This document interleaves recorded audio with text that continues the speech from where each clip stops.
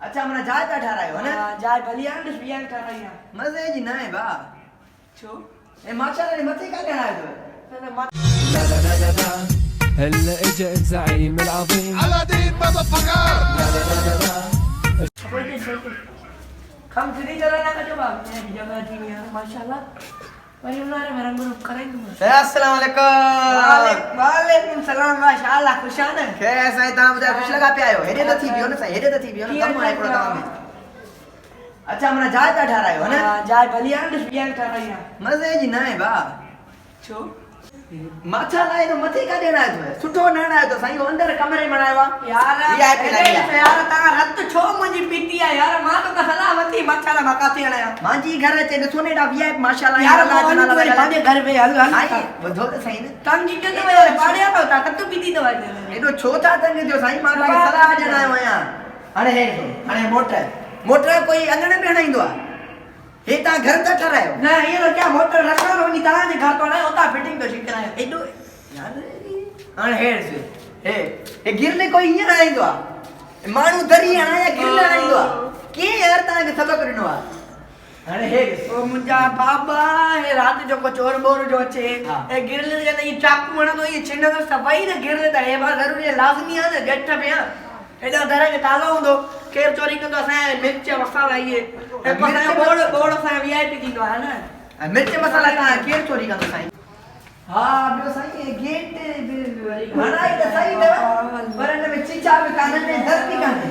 ये ना काम करा है सही ओ बाबा असा जो अंदर तो थाने छो असा की रक्त पीती ते यार असा जो घर घर है ना घर के बात का है तो ये बस आपका लगना नहीं है हेडो शीशा विचारी वीआईपी अच्छा है पर ये तो कम नहीं दो अरे बच्चे तो निभागा भजन तो मां ए बेन करण जो चौका करायो हाने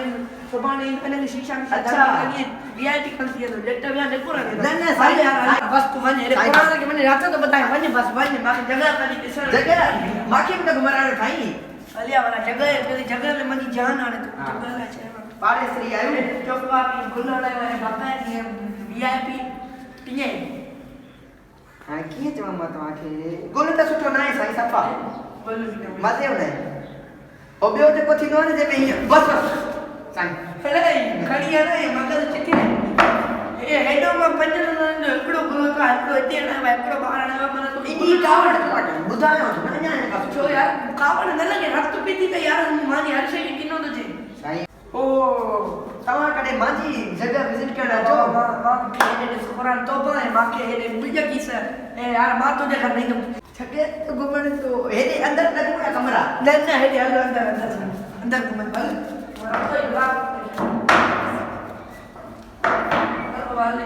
साईं बुधो सी साईं निकुर बस माके कचहरी गाड़ी अबा अल्लाह अगे मसुई कचहरी देवानी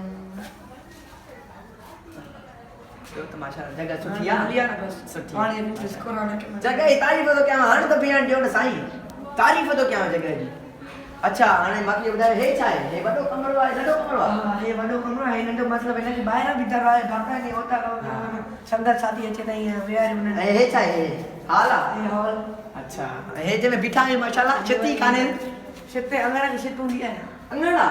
मना उनार जो तो ताई घर के ना ना बस माफ हे किचन आ हां हे किचन हे बाथरूम है ये बाथरूम है हे स्टोर ये वाली स्टोर वाह ये वीआईपी स्टोर सामान भी रखी थी जो सही सही कबाड़ माने सुठी ये गाल मथे के ये बाइक कोई अंदर भी आई दो माफ चली में ये जो अंदर के बाइक भी आई हां हां भी आई ए मथे डॉक्टर ना बच्चा ने पलवेड़ा एडे पलवेड़ो ना है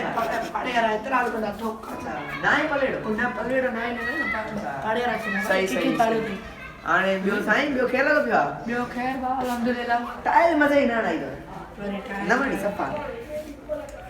बाइक में होंडा वठी पिया 125 वठो थाना ते 125 सूट कदी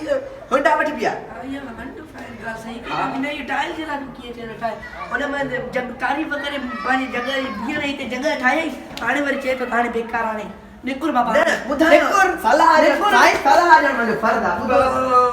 ओ यार छो बियो दी वाला चाहते में ने होंडा बस 125 वीडियो यार छोर तो पीती का यार अल्लाह सता गोलो साईं पता नहीं बुधाए अच्छा साईं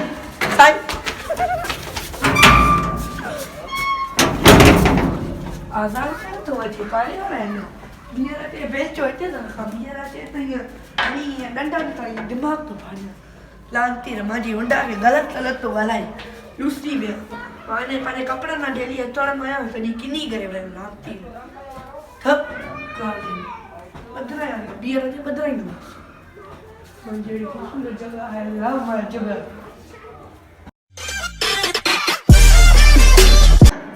सफ़ा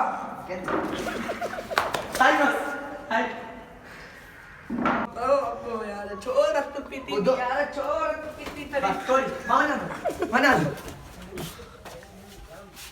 अरे सही सां इते खिल न हिते मां होंडा पे वेंदुमि बहुत भाई